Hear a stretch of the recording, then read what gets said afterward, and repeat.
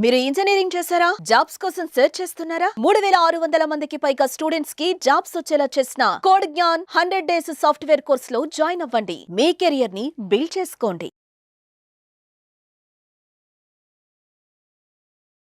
నమస్కారం డాక్టర్ శ్రీ ఆచార్య అనంతకృష్ణ స్వామి గారు. నమస్కారం అండి. సార్, చాలా మంది క్లాసెస్ ఎప్పుడెప్పుడు ఎక్కడెక్కడ ఉండే అవకాశం ఉంటుందని చెప్పేసి అడుగుతున్నారు. సో ఫస్ట్ అది అనుకున్న తర్వాత కంటెంట్లోకి వెళ్దామండి. క్లాసెస్ ఎప్పుడెప్పుడు ఎక్కడెక్కడ ఉండే అవకాశం ఉంటుంది? మనకి 2025 అండి.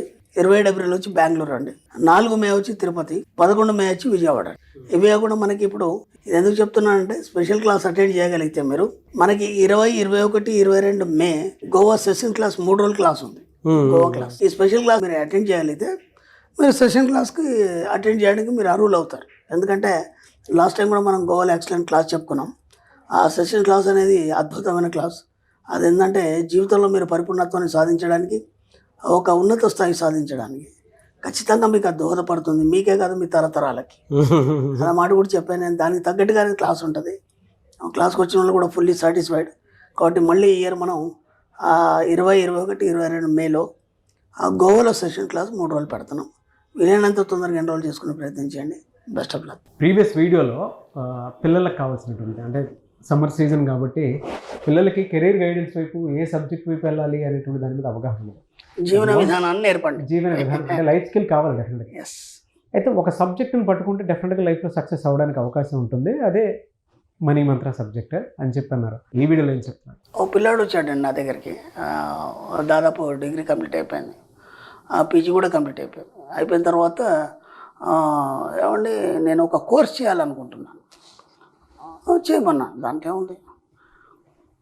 విచిత్రం ఏంటంటే ఆ కోర్స్ చేయాలని నాకు ఉంది. దానికి సంబంధించి అంతా నేను సిద్ధంగా ఉన్నాను. తర్వాత నేను జాయిన్ అయిపోయాను. ఒక 1 ఇయర్ అయిపోయింది. ఇప్పుడు ఎందుకో వేరే కోర్స్కి వెళ్ళిపోవాలనిపిస్తుంది. ఓకేనా, ఒక కోర్స్ చేయాలనుకున్నాను. 1 ఇయర్ అయిపోయింది, జాయిన్ అయిపోయాను. తర్వాత వేరే కోర్స్కి వెళ్ళాలనిపిస్తుంది. ఇప్పుడు ఏం చేయమంటారు నన్ను? సరే నువ్వేమనుకుంటున్నావు అని నేను అన్నాను. అప్పుడు ఆయన అన్నాడు ఏంటంటే, నా కొలీగ్స్ కూడా అందరూ ఏమంటున్నారంటే ఇది బాగానే ఉంటుంది, ఇది చేయమని అంటున్నారు, కానీ నాకు ఎందుకో వేరే సబ్జెక్ట్కి వెళ్ళిపోవాలనిపిస్తుంది. అంటే స్టార్టింగ్ ఇదే ఇంట్రెస్ట్ నాకు. ఆల్రెడీ 1 ఇయర్ కంప్లీట్ అయిపోయింది. అయిపోయిన తర్వాత ఇప్పుడు వేరే దానికి వెళ్ళాలనిపిస్తుంది. కానీ మళ్ళీ అందరు చెప్తుంటే ఏమనిపిస్తుంది అంటే ఇదే కరెక్ట్ అనిపిస్తుంది. ఈ కన్ఫ్యూజన్లో నేనున్నాను, మీరేం చెప్తారన్నాడు. ఓకేనా, నేను అన్నాను, నేను నీ అంత చదువుకోలేదు బాబు, దాని గురించి కూడా నాకు తెలియదు, అసలు అవగాహన కూడా లేదు. ఓకేనా, వీడియోలు ఎప్పటి నుంచి వింటున్నావు నువ్వు అంటే, దాదాపు నేను 2 ఇయర్స్ నుంచి వింటున్నానండి. ఓకే, నీకేం అర్థమైంది అన్నాను. ఏమర్థమైందంటే డబ్బు గురించి అలా ఇలా అని బాగా చెప్పారు, డబ్బు సులభంగా ఎలా సంపాదించడం ఇవన్నీ పక్కన పెట్టేస్తే ఒక విషయం నేను చెప్పాను, నీకు గుర్తుందా అన్నాను. ఏంటండి అన్నాను. ప్రపంచంలో ఎవడి మాట వినకు, ప్రపంచంలో ఎవడి మాట వినకు, నీకేమనిపిస్తే చేయమని చెప్పాను తెలుసా లేదా? అవును సార్, మరి నాకు అడగడానికి ఎందుకు వచ్చావన్నా? నాకు అడగడానికి ఎందుకు వచ్చావు? అవునా కదా. ఇప్పుడు నేను చెప్పినా నువ్వు వినొద్దు, అయితే నువ్వు సబ్జెక్ట్ను పట్టుకున్నట్టు. నేను చెప్పినట్టు నువ్వు విన్నావు అనుకో, నువ్వు సబ్జెక్టులో లేనట్టు కదా. సింపుల్ కదా. కాబట్టి మన సబ్జెక్ట్లో మన ప్రపంచంలో ఎవరు చెప్పినట్టు వినాం. నీకు నువ్వు కానీ నీ మైండ్ ఏం చెప్తే అదే వింటాం. నేను ఇంతకుముందు కూడా 100,000 సార్లు చెప్పాను, నీ సబ్ కాన్షియస్ మైండ్ నీకు ఎప్పుడైనా సరే ఉన్నతి వైపు ప్రయాణింపచేస్తుంది. సూత్రం అది. సూత్రం ఏంటంటే నీ యొక్క సుప్త చేతనాత్మక మనసు నిన్ను ఎప్పుడు కూడా ఉన్నతి వైపు, సంపదల వైపు, అర్థమైందా, ఒక గొప్ప స్థాయి వైపు, ఒక అద్భుతం వైపు, ఇలాంటి వైపు మాత్రమే ప్రయాణం చేస్తుంది. అది నీకు సరైనప్పుడు మాత్రమే దాన్ని నీ దగ్గరికి తీసుకొస్తుంది. అర్థమైంది. అది నీకు సరైంది, నువ్వు దానికి తగ్గవాడి అన్నప్పుడు మాత్రమే అది నీ దగ్గరికి తీసుకొస్తుంది. ఇప్పుడు నేను ఇంతకుముందు కూడా చెప్పాను ఒక మాట, ఒక కోరిక నీలో జనించింది, ఒక కోరిక ఉద్భవించింది అంటే దానికి నువ్వు అర్హుడం అయినప్పుడు మాత్రమే ఆ కోరిక నీకు వస్తుంది. అప్పటిదాకా నీకు రాదు అది. ఇప్పుడు మీ యొక్క కోలీగ్స్ ఫ్రెండ్స్ 10 మంది ఉన్నారు, ఆ 10 మందిలో ఎవరికి రాని ఆలోచన నీకెందుకు వచ్చింది అంటే నువ్వు దానికి ఆ 10 మందిలో నువ్వే అర్హుడి కాబట్టి నీ దగ్గరకు వచ్చింది అది. కాబట్టి నీ సబ్ కాన్షియస్ మైండ్ నేను ఎక్కడికి తీసుకెళ్తుంది అంటే ఉన్నతి వైపు తీసుకెళ్తుంది. అది ఎప్పుడు నేను డిస్టర్బ్ చేయదు, ఎక్కడ నేను ఫెయిల్ చేయదు, అర్థమైంది, ఎక్కడ నిన్ను ఓడించదు. నేను గెలుపు వైపు మాత్రమే తీసుకెళ్తుంది, అద్భుతం వైపు మాత్రమే తీసుకెళ్తుంది, నిన్ను ఎప్పుడు ఉన్నత స్థితిలో ఉంచడానికి చూస్తుంది. ఇప్పుడు నువ్వు ఇటు వెళ్తావా అటు వెళ్తావా నీ ఇష్టం డిసైడ్ చేసుకోవాలి. ఎందుకంటే అది ఉన్నతి వైపు తీసుకెళ్తుంది కదా. ఇప్పుడు నువ్వు 1 year చేసిన ఆ కోర్స్ చేస్తావా, లేదంటే ఇప్పుడు కొత్తగా అనుకుంటున్నావు దీనివైపు వెళ్తావా? నీ సబ్కాన్షియస్ మైండ్ ఏం చెప్తే చెయ్యి. ఇప్పుడు ఏమైపోతుంది, నువ్వు ఖచ్చితంగా సక్సెస్ అవుతావు. అవును. ఇప్పుడు నేను చెప్పింది విన్నా, మీ ఫ్రెండ్ సర్కిల్లో చెప్పింది విన్నా, కోలీగ్స్ ఎవరైనా చెప్పింది విన్నా సరే నువ్వు ఫెయిల్ అయిపోతావు. కాబట్టి ఏ గొప్ప వాళ్ళని తీసుకున్నా, ఎవరి జీవితాలు తీసుకున్నా సరే ఎవరి మాట వినలేదండి. ఇది బాగా గుర్తుంచుకోండి. అర్థమైందా? తన సబ్కాన్షియస్ మైండ్ ఏదైతే చెప్తే వాళ్ళు విని దాన్ని ఫాలో అయినారో వాళ్ళు మాత్రమే సక్సెస్ అయినారు. ఒక మేధావిని కావచ్చు, ఒక జీనియస్ కావచ్చు, ఒక సైంటిస్ట్ కావచ్చు, ఎవరైనా సరే.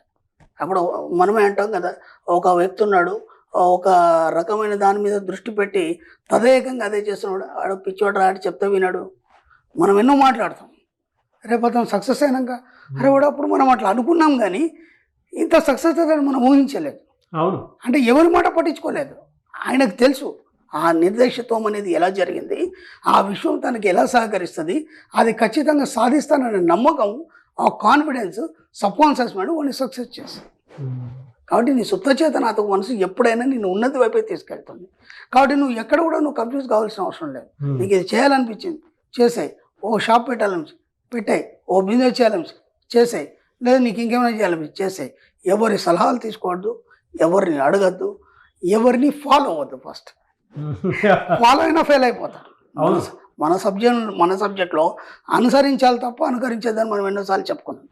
కాబట్టి ఎవరిని అనుసరించద్దు, ఎవరిని అనుసరించాలి. అనుసరణలో నీకు నువ్వు మాత్రమే ముందుకెళ్ళాలి తప్ప ఎవరిని కూడా మనం అనుకరించాలి. అప్పుడు మాత్రమే సక్సెస్ అవుతావు. ఆ అబ్బాయికి అప్పుడు కరెక్ట్గా అర్థమైపోయింది. ఆయన అన్నాడు కదా, ఇంకోసారి మీ దగ్గర కూడా రానండి నేను అడగను, శబాష్ బాగుపడతావు పో అని చెప్పేసి. ఎస్, మళ్ళీ 1 year లోపు అనుకున్న సక్సెస్ సాధించాడు. ఆ తర్వాత నాకు మెసేజ్ పెట్టాడు, నన్ను కలవద్దని చెప్పాను కదా, ఇంకా పనే ఉంది సక్సెస్ అయినాక నాకు వచ్చి కలవని నేను చెప్పాను, నేను వస్తా అంటే కూడా వద్దంటాను. సక్సెస్ అయినా మెసేజ్ పెట్టాను, నేను హ్యాపీ, నువ్వు సక్సెస్ అయితే నేను సక్సెస్ అని ఫీల్ అవుతాను. తర్వాత పెట్టాడు, గురుగారు మీరు చెప్పిందే కరెక్ట్, నేను ఎవరి మాట వినలేదు, నాకు ఏదైతే అనిపించిందో అది మాత్రమే చేశాను, నేను అనుకున్న కోర్సులో నేను ఈరోజు సక్సెస్ అయ్యాను, ఒక టాప్ లెవెల్లో ఉన్నాను. కొన్ని విషయాలు ఎక్కడ అనంటే చెప్పే మనిషిని బట్టి విలువ మారిపోతూ ఉంటుంది, ఉండే ప్లేస్ని బట్టి ఆలోచన మారిపోతూ ఉంటుంది. అందుకే చెట్టు కింద బుద్ధుడి జ్ఞానోదయం అయింది అంటే అంత ఊరికే విషయం. అంటే కొంతమంది గురువుల దగ్గరే, అది పిల్లలైనా ఫ్యామిలీ అయినా ఇంకొకళ్ళ దగ్గరకైనా సరే, వెంటనే ఆరా పడగానే మనిషి తాలూకు ఆలోచనలు మారిపోతూ ఉంటాయి. అలాగే పిల్లోడికి ఆ విధంగా అంటే చెట్టు కిందనే బుద్ధుడికి జ్ఞానోదయం ఎందుకంటే ఆయన అక్కడ నుంచి జరగలేదు, అక్కడే కూర్చుంటాడు. నువ్వు ఎక్కడైతే కూర్చుంటావో అక్కడనే ఇన్నర్ మైండ్ ఉంటుంది కదా, అదే చెట్టు. ఆ చెట్టు ఉండే వాళ్ళు నువ్వు ఉంటావు కాబట్టి ఇన్నర్ మైండ్ నీకు సరైన దారి చూపిస్తుంది అంతే. చెట్టు కింద ఆయన కూర్చున్నాడు అని కాదు, ఇన్నర్ మైండ్ దాంతోనే కలిసి ఉంటావు అక్కడ, అందుకని జ్ఞానోదయం అయిపోతుంది అంతే. బయట ఎక్కడ ఎత్తుకోవాల్సిన అవసరం లేదు.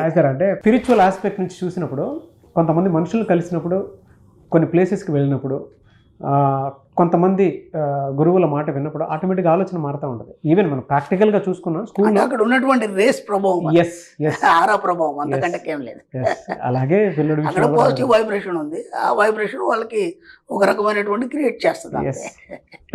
Anyway sir, thank you so much doctor Shri Acharya. Suman టీవీలో మీ పర్సనల్ అండ్ బిజినెస్ ప్రమోషన్స్ కోసం కింది నెంబర్కి కాంటాక్ట్ చేయండి.